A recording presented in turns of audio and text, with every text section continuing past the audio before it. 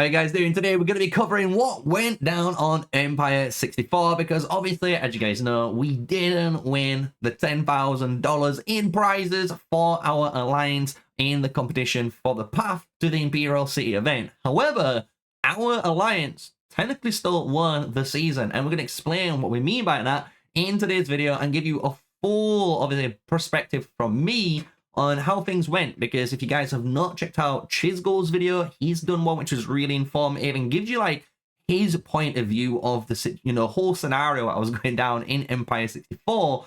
And then you had Omniarch, so why not obviously give you mine today? So let's dive in first things with the actual game, because here we are and we have the Sovereign Supremacy frame, and this was given to any of the members in my alliance, which was the GRG/now/0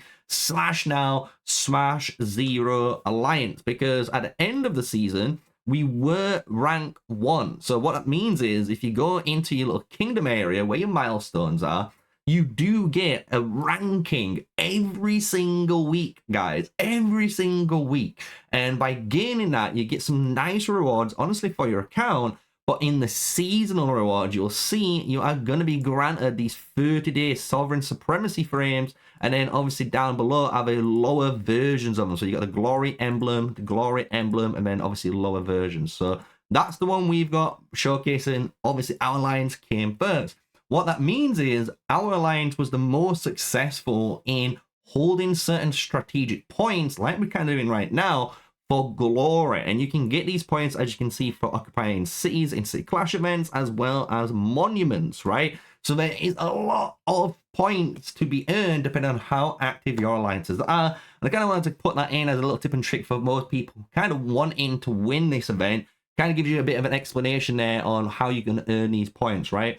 So we was able to earn, obviously, that milestone. So for us, obviously, a big GG, and I want to say thank you to the officer team, because it was down to the officer team in the GRG Alliance that set up all of the capturers. And when we did the city clash events, which you guys saw a couple of videos on, and I do wish I was able to record more. I do apologize. It just too late for me, and honestly I was not feeling 100%, and we'll kind of talk about that a little bit later on in today's video.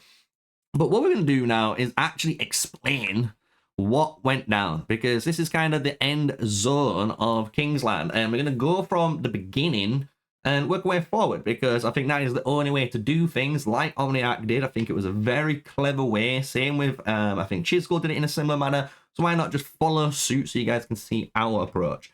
So when we started, as you guys know, I wasn't honestly thinking of running an alliance. I'm going to be honest, I really wasn't. But we started our live stream on day 1, and you guys can rewatch that. And you guys said in the live chat that you wanted me to make an alliance instead of, you know, me joining an alliance and working with them, right? So we created our first alliance over here in Tania, where we honestly just started to build, honestly, our very first bits and bats of the alliance. But then we got a message from Chaos, which was the SQ2 Diplo at the time, just saying to us, look, there's going to be us, well, Smash Squad 2 in here, potentially another alliance, and if you're planning to be in here, it might not be enough room, so you're not going to get enough rewards. And they basically said to us, Eastland looks like a better choice. So we went to Eastland. We just kind of listened to him. It was like, you know what? We're not going to argue. Let's just go over there. And we went into Eastland. And I do believe this was same said to Omniarch, because on Omniarch's video, he dropped in Olympia, which had a lot of the main alliances. And around here as well is all basically Smash Squad stuff. He got told to come to Eastland too. So basically what ended up happening in the early game, me and Omniarch basically became the kings of the East, because how it looked from already in the beginning stage was obviously Chisgo's recruitment had so many players in the project to have, honestly, not two, but 3, zones filled with 2 alliances at least inside each. And that's not including any academies that could be created later down the line, and obviously players just wanting to join them, right? So really cool, honestly, to see how many people they brought in, and it just showcases, look, the amount of love in that community. So big shout out to Chisgo's whole recruitment side for actually getting their server pretty damn full and active for obviously the KVKs in the future. But coming back to the timeline, right? We are here, and obviously me and Omniarch basically started talking to each other for a while and just started to discuss just teaming up, because at the end of the day, there's us two, and our obviously alliances were only 100 plus, you know, only, right? So it made more sense for us to kind of like team up together and kind of like fight Chisgul, you know, on the side. Because if it was just like a 1v1v1, there was no way on God's earth the fighting would be entertaining, it would be fair, you know, all of the criteria you want to make something enjoyable, right, to watch. So we ended up teaming up together. So what we ended up doing in my alliance was obviously start taking control of these zones, as you guys may know, and then it came to the milestone when the passes start to open up for the first time. So right here in this location, this pass was opened up. And if you do remember, the ASU Alliance had control of this town and all around this location at the time. And basically GRG, the alliance I am in right now, were knocking on the door. And this is where Omniarch's alliances had to either take control of the fort or obviously let them take control of the fort. And we had to figure out what was going to go on. Because who knows, right? If they take control of the fort, they could be aggressive and invade in, or they could just be chilling out and just want to, you know, just have it, right? Which is fair enough. So what ended up happening is obviously GG took the actual fort. Once they took the fort, we kind of waited for a couple of days and then we started to see them push out. So they pushed out originally and took this city here. And then they started to push out even further. And it was basically a weird sandwich, because at the same time, even though there was a peace treaty with Omniarch saying the Smash Squad wouldn't invade, they'll just take the passes here, kind of like it is now, just to showcase, look, and mutual trust foundation here. When this was happening, big shout out to Kuipers. Kuipers actually dropped down and started to help us out and actually murdered quite a lot of troops over on the GRG side, which is honestly nice to see that they was willing to work with us, right? But we also had a decision, me and Omniarch, to make, because at the end of the day, we could have easily, and I'm saying this right now, we could have easily allied with the Smash Squad, right, with Chaos and them, and we could have had some of their management in my alliance, in his alliance, and we could have honestly fought these guys back. We could have easily done that, right? However, GRG, honestly, was the only, and I mean this, the only power alliance on the server looking to fight them. And to us, me and Omniarch, we had the decision, right? We could either side with Smash and obviously guarantee a free win, or we could, ally with GRG. Because if we ally with GRG, what would end up happening is in future fights, it would be more fun. Just generally, right? There's more of a chance that the GRG members with our alliance members could actually bring an entertainment fight for content purposes, for you guys to enjoy, to actually see some PvP, right, when it comes to the City Clash events. So that's kind of what we ended up doing, right? And obviously, I spoke to Chaos around that time and just said, look, we're going to just side with GRG. I ended up, and then they kind of figured it out as well once we just let ASU kind of back up and we let GRG take control of this dock, right? So now we're going to kind of like fast forward a little bit, because there was a lot of, you know, stuff that happened in the early game. But what ended up happening is, as you can now guess, me, Omniarch, and the GRG guys all were working together, while obviously the Smash Squad was working in their projects. At least this way, if it came to Kingsland, we could have had, you know, just some fun fights, because we all agreed at the end of the day, we're all going to unify, right? We're going to unify and be, you know, friends in this server. I ain't got no plans of no backstabs, no drama, right? Because I'm a content creator. And to be honest, it's been a pleasure working with these guys after, obviously, the Kingsland event, just to kind of throw that in there. So now we're going to talk about East Kingsland, because this was actually really fun. East Kingsland's where you guys saw a couple of the videos kick off, right? That's where you saw us in the GRG Alliances fighting Smash Squad 1. And at first, it was a pretty much straight 1v1, and it was fun, guys. I'm going to be honest. It was super fun. Everyone was learning stuff, and we were just kind of straight up fighting. The only real rules I believe we had in this time were just don't rally people's Cs, right? Because it's kind of uncool to rally your friends that's going to be fighting with you in the future, right? It's just as simple as, right? So really fun little events that occurred here, and then ended up basically we built just on my alliance ASU side, kind of like a a delayed flag approach. Same with the Omniarch Alliance, they did the same to allow obviously our GRG guys up here to kind of like build down and actually have time to fight, right, if they wanted to. Because at the same time, you got to think, as you can see here, our alliance did have North's Kingsland, so you didn't really need to fight here, but we wanted to, right? We wanted to have some fun. At the end of the day, it is a war game, so we have to have some fun.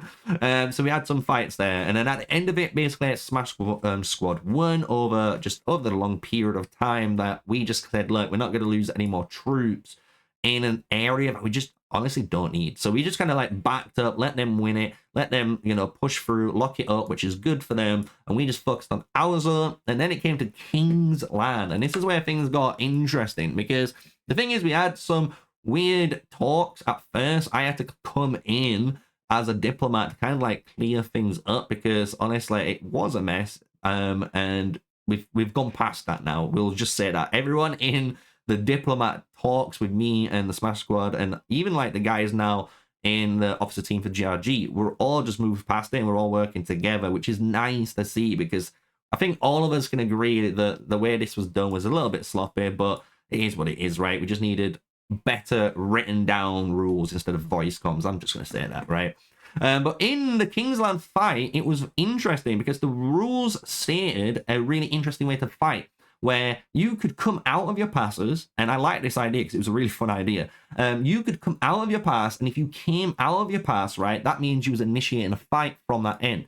So what ended up happening was we would fight in this little kind of like choke point between S3Q, but we were getting 2v1 by getting people teleported here on this S side from SQ2 behind us in these little pockets. So it was a little bit, honestly, aids the fight, but we fought, and it was a decent little fight for a while, but we just looked at it and was like, look, they've just got now too many numbers to fight us. Like, literally, they've just got too many numbers in here, and they can teleport behind us, and they can just kill reinforcements. We can't defend flags fairly. It's not worth it, right? Especially if we're going to try and fight for KVKs. Why are we going all out to kill for this, right? It's just not worth it. So basically, we just ended up backing up. And as what happens is with the deal is, if the Smash Squad, or even if we did, for example, if we pushed through and your zone touches their pass, like you can see right here, right? See how it kind of touches, it kind of locks them in. You're not allowed now to attack from that zone. It was actually a really cool concept, and I liked, because that would mean for us, if we wanted to fight, we would have to come through this pass, right? But at the time, I will say, look, you had SQ2 already breathing down the throat here, because they were obviously free building while we were fighting on this side, and it just didn't look plausible. So he just said, look, we're not going to fight. Just give them, they won. They had the activity, and GG to them. And we've even said congrats, and I've said congrats to all of them in my live streams afterwards, that winning that 10k prize was, well played. Well played. They played the numbers game perfectly, right, in the end game. So what ended up happening is we just waited, right? Waited until the Imperial City was over. Once it was over, we let them capture it, right?